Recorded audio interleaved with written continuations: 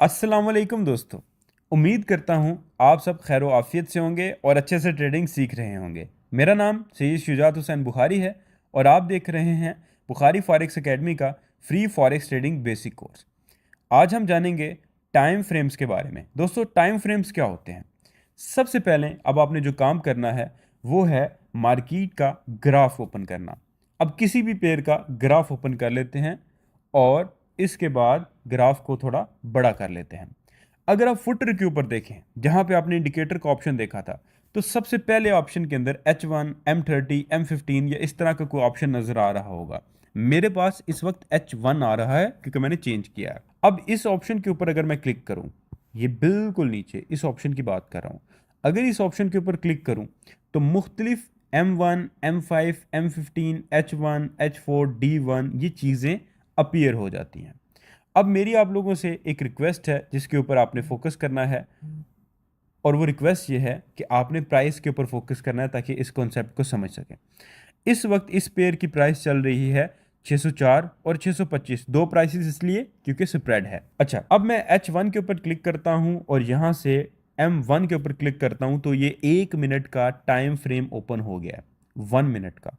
इसके अलावा M5 के ऊपर क्लिक करता हूं तो 5 मिनट का, M15 का पे क्लिक करता हूं तो 15 मिनट का, और H1 पे क्लिक करता हूं तो H1। आपने देखा होगा कि मैंने मुख्तलिफ टाइम फ्रेम्स को ओपन किया, चार्ट का स्ट्रक्चर तो तब्दील हो रहा है, कभी बाय हो रहा है कभी सेल हो रहा है, लेकिन मार्केट की प्राइस नहीं चेंज हो रही। तो ये टाइम फ्रेम्स क्या है, इसको मैं डिटेल में आपको समझाता हूँ थ्योरी की मदद से, और उसके बाद प्रैक्टिकली कुछ चीज़ें मैं आपकी ऐड करवाऊंगा। आइए थ्योरी की मदद से समझते हैं कि टाइम फ्रेम क्या है। दोस्तों, आपने ट्रेडिंग ऐप में डिफरेंट टाइम फ्रेम्स देखे होंगे। टाइम फ्रेम मार्केट में डिफरेंट टाइम ड्यूरेशन में मार्केट को रीड करने में हेल्प करता है, यानी मार्केट के एनालिसिस करने का एक जाविया है। आइए टाइम फ्रेम के कॉन्सेप्ट को मजीद एक्सप्लेन करते हैं और आसान करके समझते हैं। अब सबसे पहले छोटा टाइम फ्रेम यानी M1। M1 का मतलब है जब आप M1 चार्ट खोलेंगे तो उस चार्ट में हर 1 मिनट के बाद न्यू कैंडल बनेगी। इसी तरीके से जब आप M30 का चार्ट खोलेंगे तो इस टाइम फ्रेम में हर 30 मिनट के बाद न्यू कैंडल बनेगी और प्रीवियस कैंडल डेफिनेटली बंद हो जाएगी। इसी तरीके से H1 का मतलब है घंटा, 1 घंटा।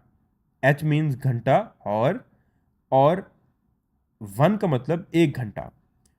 H1 में जब आप चार्ट ओपन करेंगे तो इसका मतलब है कि जो आप कैंडलस्टिक्स देख रहे हैं, जो आप कैंडल्स देख रहे हैं, हर कैंडल 1 घंटे के बाद न्यू बनती है और प्रीवियस बंद हो जाती है। इसी तरीके से D1 का मतलब है डे 1, यानी ये जो चार्ट आप देख रहे हैं इसमें हर एक कैंडल 24 घंटे के बाद बंद होती है। क्या आप ये तो नहीं समझ रहे कि हर टाइम फ्रेम पर हर पेयर की प्राइस चेंज होती है, या हर टाइम फ्रेम चेंज करने पर जो आपने स्पेसिफिकली पेयर ओपन किया होता है उसकी प्राइस चेंज हो जाएगी?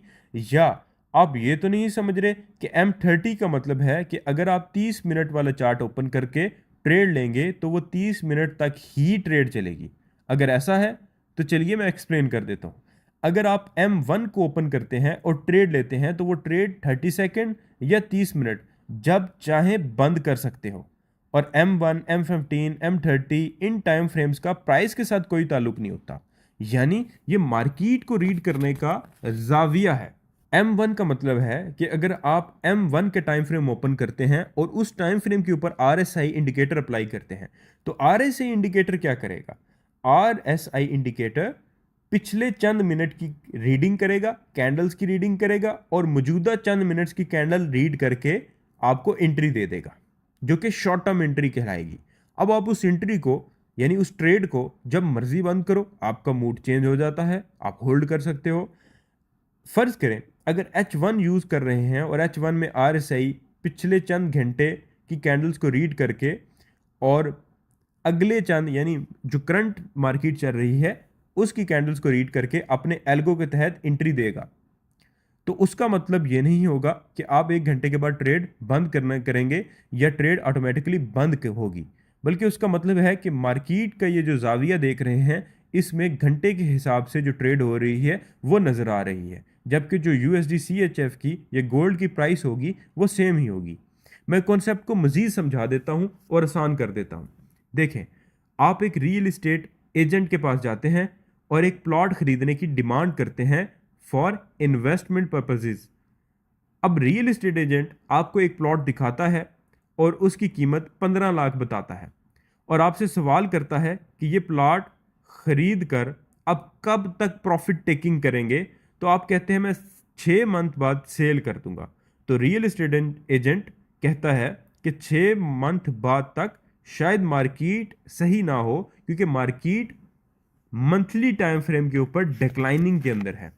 लेकिन अब आप अपना फैसला चेंज करते हैं और रियल एस्टेट एजेंट को कहते हैं कि मैं अब 6 महीने के लिए नहीं, 5 साल के लिए इस प्लॉट को खरीदना चाहता हूं। तो रियल एस्टेट एजेंट कहता है अब आप अपना प्लॉट अच्छा प्रॉफिट में बेच सकेंगे अगर आप 5 साल के लिए लेंगे। अब मुझे बताएं, रियल एस्टेट एजेंट को कैसे पता चला कि 6 महीने तक प्रॉफिट नहीं होगा और 5 साल बाद जब आप रियल एस्टेट खरीद बेचेंगे, होल्ड करेंगे किसी भी प्लॉट को, तो प्रॉफिट होगा। तो रियल एस्टेट एजेंट जो मार्केट के अंदर मौजूद था, उसने क्या किया, या उसके पास डाटा मौजूद था मार्केट का, उसने पिछले चंद महीने का डाटा रीड किया। तो पिछले चंद महीने में मार्केट डिक्लाइनिंग में थी, मार्केट को अच्छी परफॉर्म नहीं कर रही थी। मौजूदा उसने जब महीना देखा तो उस महीने में भी उस दिन तक मार्केट अच्छा परफॉर्म नहीं कर रही थी, जिस बेस पे उसने एनालिसिस किए कि अगले 6 महीने तक तो मार्केट अच्छा प्रॉफिट नहीं देगी या कम से कम प्रॉफिट नहीं देगी। जब उसने कस्टमर ने या आपने कहा कि मुझे 5 साल के लिए चाहिए, तो रियल एस्टेट एजेंट ने पिछले 5 साल को देखा, मौजूदा साल को देखा, तो मार्केट रियल एस्टेट की बहुत अच्छी थी, उसका काफी सारी प्राइसेस बढ़ी थी, काफी ज्यादा लोगों को फायदा हुआ था। तो उसने फौरी जवाब दिया कि भाई 5 साल के लिए लेंगे तो प्रॉफिट जरूर होगा। अब इस एग्जांपल से अंदाजा लगाएं, जब आप गए, आपने कहा मैं 6 महीने के लिए खरीदना चाहता हूं, तो प्राइस 15 लाख थी। अब आपने कहा मैं 5 साल के लिए खरीदना चाहता हूं, तो प्राइस तो 15 लाख ही है। और अगर आपका मूड चेंज हो जाता है, आप कहते हो मुझे 5 नहीं भाई 10 साल के लिए इसको रखना है, या 6 महीने नहीं, मुझे 1 महीने में ही बेचना है, आप अपना फैसला बाद में फिर चेंज करते हो, तो आप कर सकते हो। उससे प्लाट की खरीदने की कीमत पे कोई असर नहीं पड़ेगा, या आप बेचने जाते हैं तो बेचने की कीमत पे कोई असर नहीं पड़ेगा, बल्कि टाइम फ्रेम्स तो होते हैं मार्केट को एनालाइज करने का डिफरेंट जाविया होगा। अब M1 को ओपन करके या M15 को ओपन करके आप ट्रेड लेते हैं, तो उसका मतलब होगा कि अगले चंद मिनट्स में या अगले चंद घंटों में आपकी ट्रेड जो है वो प्रॉफिट तक पहुंच जाएगी। यानी RSI पे जब आप 30 पे ट्रेड लेते हैं, 50-60 पे ट्रेड आपने बंद करनी होती है जब RSI पहुंचता है। तो पॉसिबिलिटी होती है कि M15 की टाइम फ्रेम पे ली हुई ट्रेड या तो चंद मिनट्स में या फिर M15 की चंद कैंडल्स तक ही आपका टेक प्रॉफिट यानी प्रॉफिट आपको बुक करवा देगी। लेकिन उसका यह मतलब नहीं कि उस ट्रेड को आप होल्ड नहीं कर सकते। उस ट्रेड को जब तक चाहें, जब चाहें होल्ड कर सकते हैं, वो आपकी मर्जी है। मार्केट को इससे कोई गर्ज नहीं है कि आपने ट्रेड किस टाइम फ्रेम पे ली है, प्राइस सेम है। अगर आप फर्ज करें आपको लगता है कि M15 ने बाइक एंट्री दी थी, अब H1 फिर दे रहा है, तो आप उसी ट्रेड को होल्ड कर लें H1 की बेस पे। तो उम्मीद है कि टाइम फ्रेम के कॉन्सेप्ट को आप अच्छे से समझ गए होंगे कि इसका प्राइस से कोई ताल्लुक नहीं है, ये तो मार्केट को देखने का एक जाविया है। दैट्स इट, दुआ में याद रखिएगा।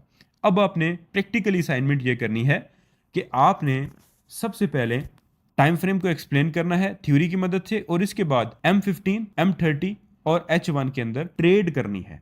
यह कम से कम 3 टाइम फ्रेम्स के अंदर 30 और 70 के लेवल को देख के ट्रेड लगा के अपने एडमिन को या हेल्पलाइन को चेक करवाना है और फिर अगली क्लास का लेक्चर लेना है। दुआ में याद रखिएगा। अल्लाह हाफिज।